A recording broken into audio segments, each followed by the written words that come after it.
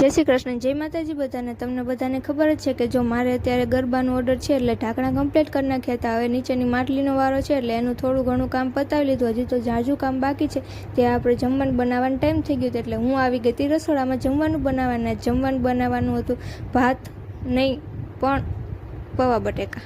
એટલે જો પૌવા બટેકા બનાવવાના હતા એટલે જો એના માટે બધું બેઝિક મસાલા નાખી અને વઘાર પણ કરી લીધો હતો અને ઉપરથી નાખી દીધી સેવ અને કોથમરી। અને જો હવે બનાવવાની હતી પાકી કઢી। અને કઢી કોને કોને ભાવે? મારી કાચી કઢીની રેસીપી તો બહુ વાયરલ ગઈ હતી। પાકી કઢીની કેટલીક જાય નહીં હવે તમારી ઉપર ડિપેન્ડ છે। એટલે હા, મારી ચેનલને સબસ્ક્રાઈબ પણ કરતા જાજો, કોમેન્ટ પણ કરતા જાજો અને શેર પણ કરતા જાજો।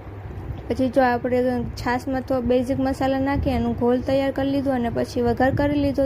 અને જો આપણી પાકી કઢી એકદમ કેરીના રસ જેવી પીળી પીળી થઈ ગઈ હતી, પણ આ સ્વાદમાં પણ એટલી સરસ છે। એટલે ચાખવા આવજો અને સબસ્ક્રાઈબ કરતા આવજો। અને જો છેલ્લે આપણે કામ પતી ગયું એટલે પ્લેટફોર્મ સાફ કરી આપણે આપણું કામ પૂરું કર્યું। અને